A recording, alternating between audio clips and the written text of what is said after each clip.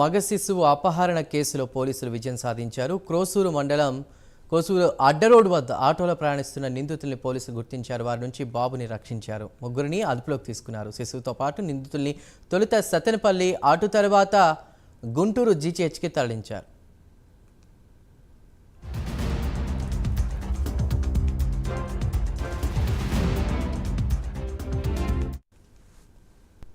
గుంటూరు జీజీహెచ్లో మగ శిశువు అపహరణ కేసులో పోలీసులు విజయం సాధించారు. క్రోసూరు మండలం కోనూరు అడ్డరోడ్డు వద్ద కూడా ఆటోలో ప్రయాణిస్తున్న నిందితుల్ని పోలీసులు గుర్తించినట్టు తెలుస్తోంది. పూర్తి సమాచారాన్ని మా ప్రతినిధి రవికృష్ణ అందిస్తారు. రవికృష్ణ,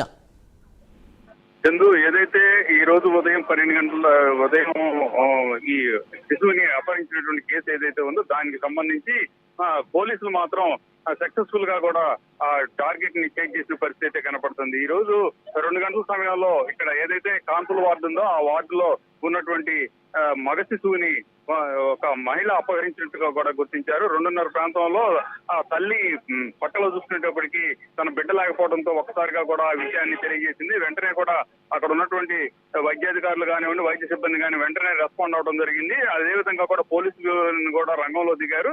ఇక్కడ ఉన్నటువంటి సీసీ కెమెరాలు ఏవైతే ఉన్నాయో సీసీ కెమెరాల మొత్తాన్ని కూడా వాళ్ళు సర్వే చేసుకున్నారు. అదేవిధంగా కూడా సీసీ కెమెరా ఫుటేజ్ ఆధారంగా కూడా నిందితులను అయితే గుర్తించడం జరిగింది. వాళ్ళు ఇక్కడ నుంచి ఆటోలో బయలుదేరేట్టుగా కూడా గుర్తించారు. గుర్తించిన వెంటనే కూడా ఆటో ఎక్కడుంది ఏంటి అనే దాని మీద వాళ్ళైతే ట్రేస్ చేయడం జరిగింది పోలీసులు. దానికి సంబంధించి స్టేషన్ నుంచి పెద్ద ఎత్తున కూడా మొత్తం 3 బృందాలుగా పోలీసులు అయితే ఏర్పడ్డారు. అక్కడ ఏదైతే ఈ బస్ స్టాండ్ దగ్గరికి ఒక టీము వెళ్ళటం, టీము మొత్తం కూడా అక్కడ ఏం జరుగుతుంది రవికృష్ణ, ముఖ్యంగా అంటే మాటలు ఎవరైతే ఆ చిన్నారిని దొంగిలించారో వాళ్ళు మాటలు కలుపుకొని ఇప్పుడే చూపించొస్తానని పక్క వాళ్ళకని బాబుని తీసుకెళ్ళడం, ఇదంతా కూడా మనకి ఇందాక సమాచారం అందింది. ఈ నేపథ్యంలో హాస్పిటల్ యాజమాన్యం ప్రత్యేక నిఘా పెట్టాల్సిన అవసరం ఎంతైనా ఉంది. మరి యాజమాన్యాలు గుంటూరు జీహెచ్ లాంటి ఎంతో ఫేమస్ హాస్పిటల్ అది, మరి అలాంటి జీజీహెచ్ దగ్గర ప్రత్యేక నిఘాకి సంబంధించి యాజమాన్యం ఏం చెప్తుంది? ప్రస్తుతం చిన్నారి దొరకడంతో తల్లిదండ్రులు ఏమంటున్నారు? అంటే ఏదైతే యాక్చువల్ గా కూడా ఈ శిశువుని అపహరించినటువంటి సందర్భంలో కూడా మనం అక్కడ ఉన్నటువంటి సూపరింటెండెంట్ ఎవరైతే ఉన్నారో, జీజీహెచ్ కి సంబంధించిన సూపరింటెండెంట్ ఎవరైతే ఉన్నారో ఆయనతో మాట్లాడటం కూడా జరిగింది.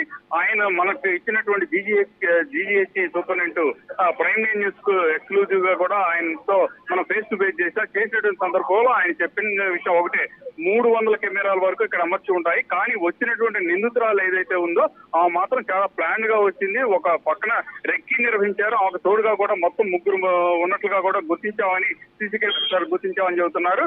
అక్కడికి ఏదైనా హాస్పిటల్ కి వచ్చే సందర్భంలో బయట వాళ్ళు అయితే మాత్రం చీర లేకపోతే ఈ పంజాబీ డ్రెస్ లో వస్తారు.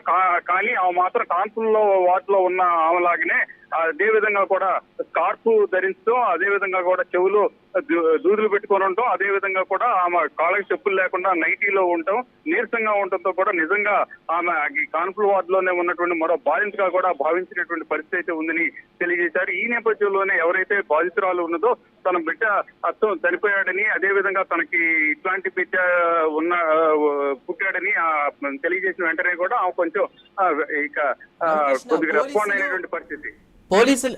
Right Ravikrishna, thank you.